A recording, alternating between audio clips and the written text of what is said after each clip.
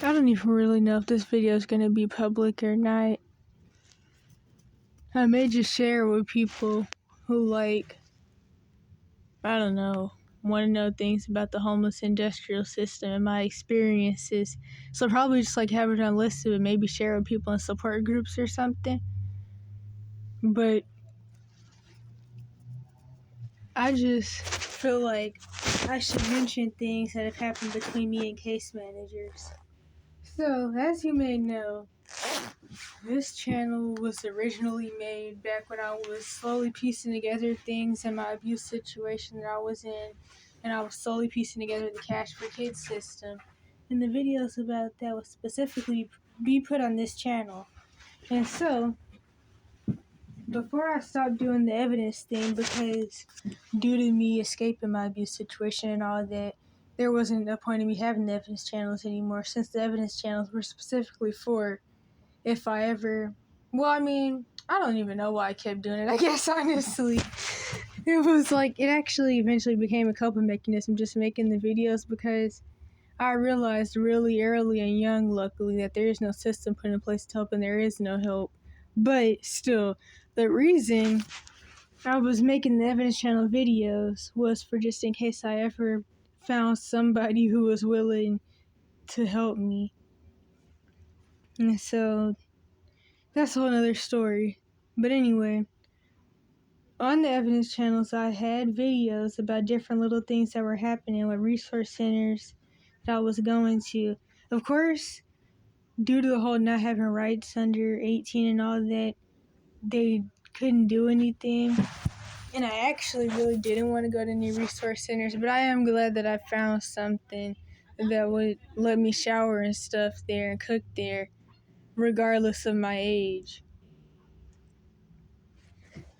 But, but the point of me mentioning all this was that when I was still doing the evidence video thing, I was talking about different bullcrap that was happening with resource centers and them constantly changing their hours and closing early, not being open for months on end, being short on staff, because the thing is, it's not even really that all these systems are full of people who just want to help torture people. To make a long story short, there are actually people who really want to help people who end up getting jobs in these systems because they haven't accepted or either haven't realized the fact that these systems are not put in place to help anybody. And so due to that, people will quit. And so a lot of people in the homeless industrial system and the Cash for Kids system and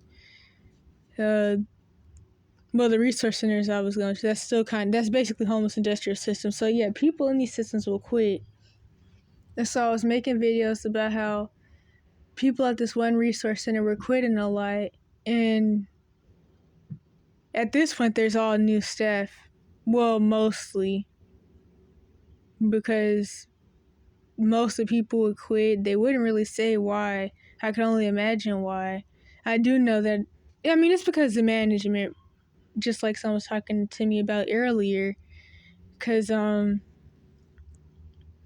basically this person is someone who has been homeless, and they have 2 jobs, but they did have a 3rd job at one point, but then that didn't work out. Basically, to make a long story short, they're one of the people that everyone sees as doing what you're quote unquote supposed to do and what society considers you being a functional member of society. But since these systems aren't put in place to help, this person hasn't been able to get the homeless industrial system resources to do anything that they claim that they're put in place to do, like usual. And so, I don't know, I guess I'm just summarizing things that happened, have happened or are happening at this point. I was going to talk about something with just me and my case manager, but I've already went into other stuff. So, there's that. And the thing is, the 4.5 million that I've mentioned in 2 or 3 other videos, that has been used to clear homeless encampments in the nearby park and get homeless people off the sidewalks. Move their tents off the sidewalks near the shelter, and that the city people claim they were going to use to maybe house at least 20 people, which 4.5 million can honestly do way more than that, obviously, but that's also being given to the shelter as well. And they're doing that, yet they won't even use the money to do anything that they claim they're supposed to do or gonna do. Like, so this person that I was just mentioning, the one who's been doing what people consider is what you're quote unquote supposed to do, due to the fact that they did have the different jobs that they had, and they were just having trouble finding housing and all of that, or just the fact that it's still really expensive regardless, if you're just one person at least, because it really takes, honestly, especially here where I'm at now, I mean, that's like 3+ people to pay rent. But anyway, what was I about to say? Oh yeah, so due to them working and all that, they're not like able to get medical insurance and any of that government assistance stuff or whatever you would call it. And so the shelter is acting funny about like helping them with the move-in deposit, which I didn't even know they paid that. They never told me that. But I mean, of course, people know that due to the whole situation with my age, I mean, it's probably going to be like, even if I did have the money, it would probably be kind of hard finding a place, because I know that some places will still discriminate against you if you're under 21. And there's a lot of stuff with that. But anyway, back to the other person. That was just like a side thought, because I never had anybody say anything to me about housing or the fact that they pay the deposit. But this person I'm talking about, this lady had told me about the fact that they do that earlier this morning. They pay the deposit and something else I can't remember. Oh yeah, and then they help you get stuff for moving in. But she was telling me about how they weren't helping her, and so I had told her that I actually was told by some staff member, which I'm assuming the staff member didn't know that you're not supposed to tell people this, but I told her that the staff member told me that the way that they actually pay for you to get like a mattress and all that stuff to move into a place, when you find a place and you finally get the money for a place, they actually bill your medical insurance. So basically they're taking money from you and giving. Oh, it's funny though, to be honest. And so when I told the lady that the staff had told me this, which I'm assuming the staff member wasn't supposed to tell anybody that, the lady was confused and she was like, well, they shouldn't even have to do that anyway, because they're supposed to have money to do these things with all the funding they get and all that. And of course I brought back up the 4.5 million, which they're using to build more pallets or whatever. Which I'm pretty sure that's what they meant when they said they were going to maybe house 20 people. So they're not really going to quote unquote house anybody. They're just going to move maybe possibly 20 people into the shelter after they build 20 more pallets with the 4.5 million, which of course somebody got paid a whole bunch with that.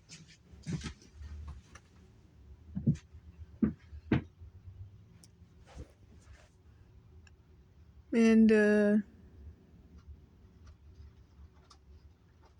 trying to think about what else to say about that.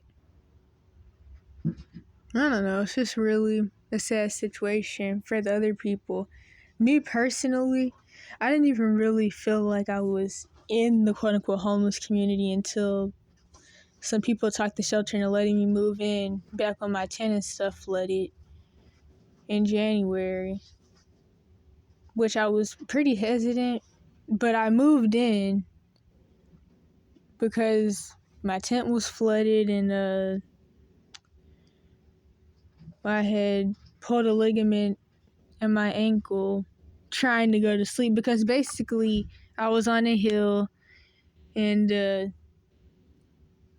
when I was on the hill, I was like basically in weird positions to try to hold myself up because I would slide down the hill all night while trying to sleep.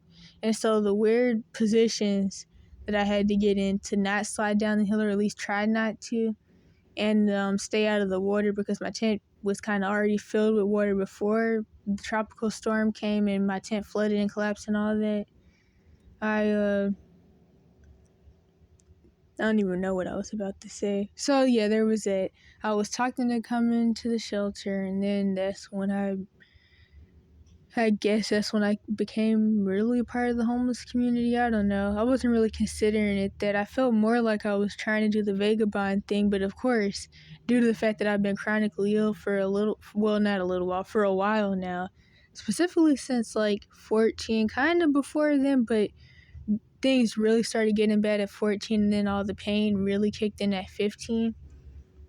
So due to that, I really started to think about like how I just needed somewhere a little more ideal to stay at for like at least a year while I work on my health, which definitely wouldn't be the shelter, to be honest. And then I had also got arthritis on that hill too. So all that made me agree. Oh yeah, I remembered what the other thing was. Also the fact that I was told that I could just stay at the shelter until I was given another tent. But apparently they don't give out tents or sleeping bags, which is kind of weird because I feel like they should give out sleeping bags due to the fact that it gets cold at night and the pallets don't have heat or air, but they don't have heat. And I feel like that's just, I don't know. But what else did I just? Oh yeah. So I guess now I mentioned something from my situation, which is what I was originally going to talk about. So my case manager, honestly, I noticed that at both the resource centers I've been to, I always end up getting case managers that are never really at work. They're always calling out sick and stuff. Like they're sick or they're on vacation or they have an appointment and stuff like that. And it's kind of annoying. I'm not gonna lie. Wait a minute. But yeah, so trying to think. Oh yeah, I remember something that I could talk about. So when I was still doing the whole evidence channel thing, I remember I had made a couple videos about how my case manager at the resource center, the one that even with the whole age thing, they still let me go there and shower and all that because they're really for foster kids that are 15 up to the 25th birthday. And so I was able to go there to shower and stuff, which is good because honestly, I would have never found anything like that in any of the other states that I've been in. And so anyway, oh yeah, so what was I gonna hold up, wait a minute. Oh yeah, so there's this thing that my case manager would do where like she wouldn't tell me about the switch ups that they would do with their schedule and with their schedule. So like I would be texting my case manager about how I wanted to come to like one of the groups because like I mentioned in another video, the homeless industrial system has this thing, at least where I'm at now, where like you can come to groups and do stuff for gift cards. So but this place is not really working for free though, like it is with other homeless industrial programs, quote unquote programs that I mentioned, like the street cleanup crew that I won't say the exact name of, where you work and you do beautification and landscaping and then you don't get paid. So luckily with this resource center, it's like you do mindful art or you do recreation and stuff like that and they give you a gift card. So this is better because you're not literally working to just get a gift card or whatever. So I would be talking to my case manager about how I was gonna come to the group or how I was gonna come there to shower or whatever, and she would be responding to my messages, but she wouldn't tell me that she wasn't there, or she wouldn't tell me that the place was closed. And so then I would get there and the place would be closed. And this has happened so many times. And I would be like, you were talking to me all morning and you didn't even tell me that the place was closed. And then she'd be like, oh, I forgot. Or she'd be like, well, I didn't even know that they were closed. I guess they just closed early, but I wasn't there. So blah, blah, blah, blah, blah, blah, blah. And it's really annoying, especially when I could have went somewhere else or where I'm already in pain 99% of the time, and so then I waste time walking all the way to these places and then nobody's there, and it's really annoying. Or how these people refuse to do the bare minimum. So it'll be something like I text the case managers at whatever resource center. I would ask something as simple as, can you check to see if anybody's using the washers and dryers at the center? And then they'd either not respond, because that's also a really common thing where they barely answer the phone, or they tell me that they'll check and then they don't respond. And then I get there carrying things that are really, really heavy, and then I can't use the washer and dryers because someone else is using it. Which there was this one lady, it would be so annoying because it'd be like I've been trying to wash my clothes and I've been waiting till I had time and all. Then there would be this one lady who would come there once a month, luckily just once a month, washing hundreds of clothes using both washers and both dryers. And they wouldn't even say anything to her about it, because I feel like that's honestly really, really trifling. And the thing is, I wasn't even old enough to work. I wasn't old enough to do jack. So it's like, I mean, these things like that were my only option. And so it was really just trifling, to say the least, that she would do that. And luckily it was only once a month, usually. But, yeah, so there was that. And then I remember around the time of a whole bunch of tropical storms and stuff. No, not around the time of, no. Was that during wait a minute. Was that during the tropical storms, or was that, this might have been before the tropical storms, but it was just raining a lot, and tents aren't waterproof, really, so, well, they aren't at all. But that one was a little bit better, though, and I had a tarp then, but still, water was coming through, and my sleeping bag was soaking wet. Maybe this was during the storms, I don't even know, but I'm just going to tell the story at this point. So I kept trying to go to the resource center, because I really just wanted to at least dry my sleeping bag. But not only would that lady be there every single day, every day I tried to go, that lady would be there, but also they would be closing early and I wouldn't know that, or they'd be short on staff, and so, yeah, they'd be closing early, or they just weren't open. And that sleeping bag was like one of the really good ones, so when it got wet, it was really heavy. Also, all of my blankets were soaking wet.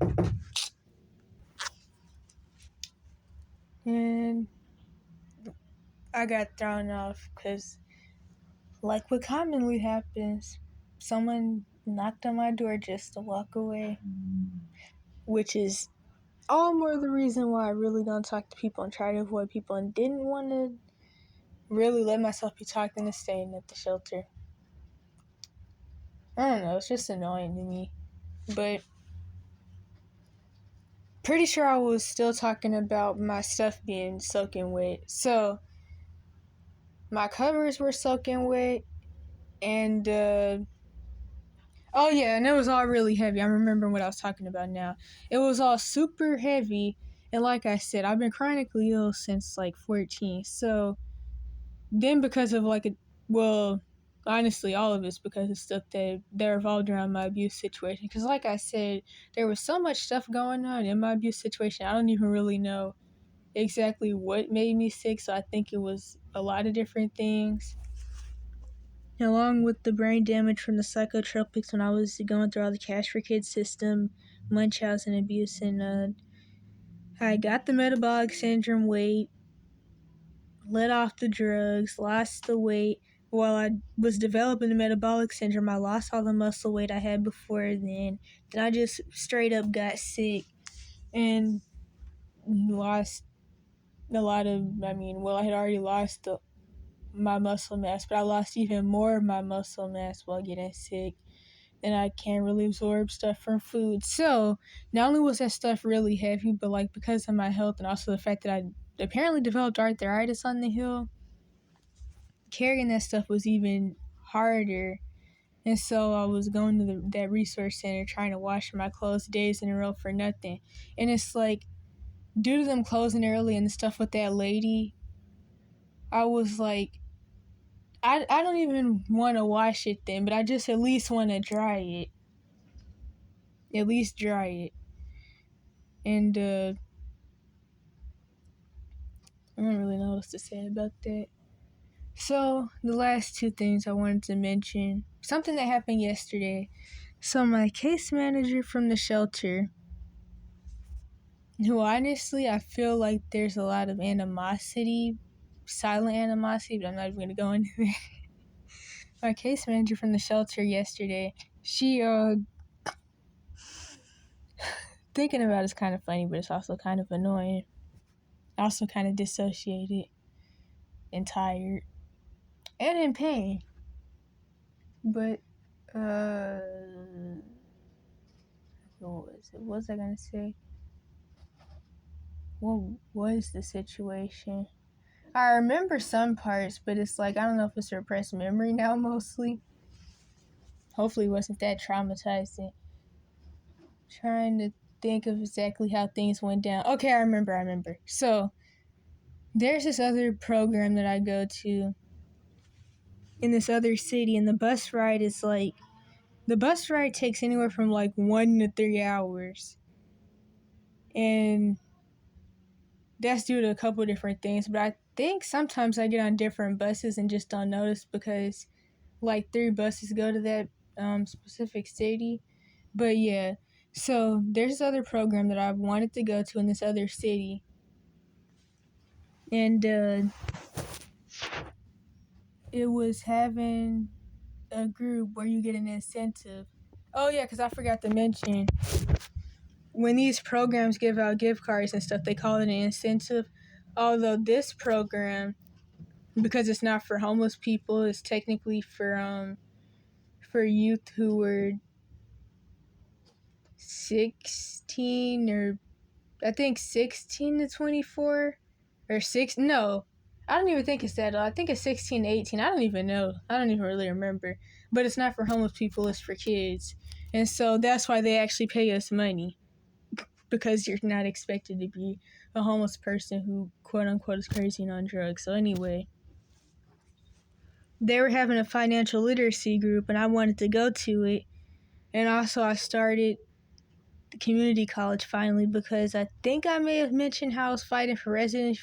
Wait a minute, that did not come out. I was fighting for residency for my son, and that didn't come out at all. And so I finally got into community college because my residency thing finally came through. And I don't even know why it took as long as it did, but it's whatever though. So I go to college in the same city, and this program's in the same city, but I don't finish my class till 12:40. And so my case manager at the shelter wanted to have a meeting with me at 3 to 3:30, but I really wanted to go to the group because I wanted to get the money. I wanted to get the technically it's $50, but I only get $45 because of all the fees that the check cash in place takes. So I wanted to get the money because they actually give out money and I don't have to like get a $20 gift card or something and then trade it into a place where I only get where I only get $10. But I wanted to go there, and so I had asked my case manager if she could take me to this program after the meeting was over, because I had to be there by 4:15, and due to how the buses work, I wouldn't have been able to get there by 4:15 if I would have got on the bus when the meeting was over, which for one I would have had to walk downtown first, and that's extra time. But even if I didn't, I still wouldn't be able to get on the bus to get there. So she said yes. She said yes. And then, lo and behold, wait a minute. She said yes, but then eventually she was like, we're gonna have to leave by 3. And I wasn't even paying attention, I guess. I didn't even think about what she meant by we have to leave by 3 if our meeting was supposed to be 3 to 3:30. Which I guess, well, she said she was going to talk to me about a couple of things, but I know that I'm getting evicted from the shelter, so that's probably going to be one of the things. And so, yeah. Then eventually I really paid attention to that, and I was like, wait a minute, we have to leave by 3. And so then I asked her, so are we gonna have the meeting in the car on the way to me going to the program? And then I was almost back to the no, I was back in the city, and then I was coming back to the shelter for the meeting. And then that's basically when I found out that she canceled it. And I was like, if you would have told me that you were gonna cancel it, I would have just stayed in the city where my classes are, because that's where the program is anyway, and I could have still went to the program anyway. But I came all the way back here for this meeting to now find out that you canceled it so you could drive me back to this place. And then I was just really mad, and I was thinking about whether I even still wanted to go to the program or not at this point, because it just really, stuff like that puts me in like emotional setbacks, because it gives me emotional flashbacks, and then my whole day is kind of like drifty, and I'm dissociating and just mind boggled. It's really annoying. And so then I ended up still talking to her. And so she told me that she had an appointment, but she had forgot that she had an appointment, and that's why she canceled the meeting.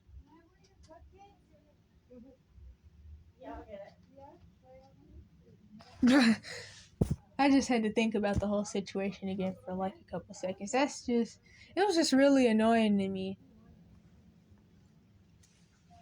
And the worst thing about stuff like this is that I only really even get that upset about these things. Well, for one, that was just annoying in general and probably make anybody feel some type of way. But the reason I get so upset about missing these little programs is because they're like my only way to make any type of money. And then sometimes I need money for stuff. Especially since, like, for forever now, the money that I do make from busking, trying to sell my art and all that, goes towards, well, I would really try to save as much money as possible. So it usually would go towards stuff like floss and toothpaste. But now it's also been going towards natural supplements and all that for my gut health. Because of me trying to treat myself naturally, which is still really annoying because that's kind of like beating the air pretty much, because I still don't know what I have, because I haven't been able to like convince doctors to really do any testing because of the fact that I don't have the money to pay out of pocket for anything, and also the fact that regular doctors don't even really look into gut health and stuff like that, which gut health affects all of your health, which is part of why I got arthritis from living on that hill for the few months that I did, because that really shouldn't have happened that quick. Definitely not at my age anyway. But yeah, and then the third thing was the fact that, due to the fact that I can't pay out of pocket, for some of the tests that I need. No. So one of the tests you have to be 50 plus for, and I'm not going to be able to get insurance. Well, probably wouldn't be able to get insurance to cover it. And yeah, so basically, like I already said, I can't pay out of pocket, so I can't get the test. There was something else, but I can't even remember what it was. It was some other case manager story. Oh, yeah. So I don't even know what her name is, but this lady from this rental assistance program had messaged me this morning letting me know that she needs to reschedule our meeting that we were going to have today. And I really don't like how these people in the homeless industrial system do like last minute rescheduling, or you get to a place and you don't even find out till after the fact. That's really annoying. And then I guess the last thing I can mention is how the bus that comes over here by the shelter does whatever the heck it wants to do. They've been switching that schedule so much. They even stopped it from coming on this street because, quote unquote, there was too many pedestrians, which I guess makes sense. But it's like a lot of people didn't know that till days later. And then they've changed the bus schedule so much, and like even the schedule that they have now for the bus that comes over here does whatever the heck it wants to do.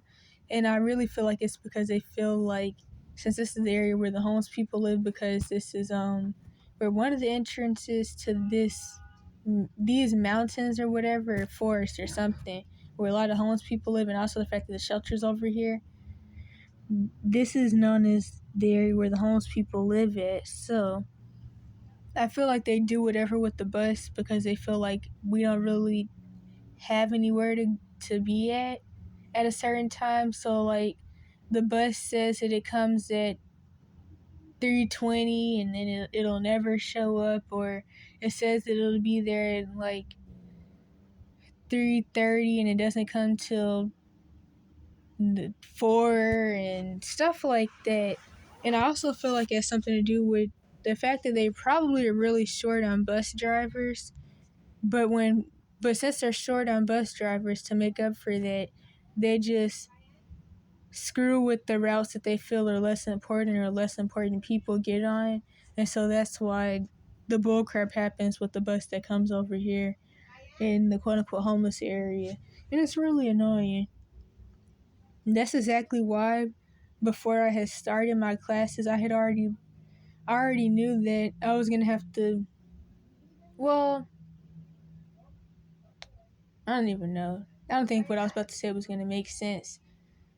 I already knew that it was just going to be better to walk downtown to the bus station so I could just get on the bus that goes to the city that the college I go to is in, because waiting on the bus is like a guessing game, and there's a huge chance that I could stand there for hours and it doesn't come, and that's really risky.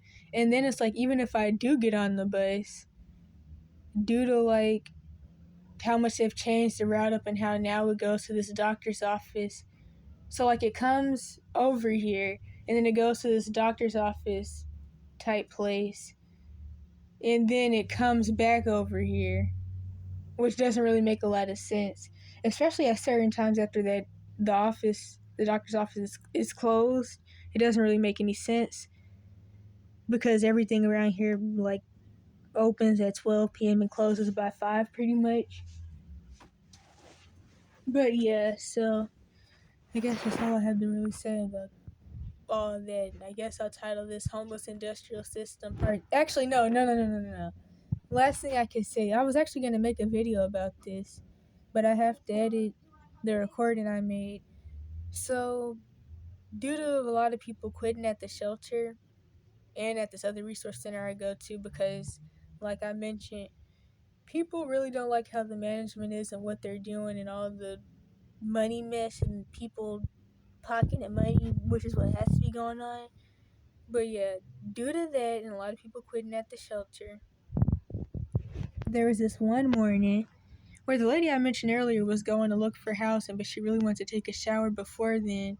But no staff showed up because I guess there's no one to work this shift. So they didn't serve breakfast, and the showers weren't open till probably like 1 p.m. or something. And yeah, that's that. Luckily, the bathrooms were even still open because I know there was one point where they did actually used to lock the bathrooms, and they would just have like the one stall in like a. It's like there's the men's restroom and the females restroom, but then outside the restrooms, there's two all gender showers and one all gender bathroom or stall, not bathroom. And there was one point where only that would be open. Not the showers, but just the toilet. So yeah, that's all I had to say, I'm pretty sure.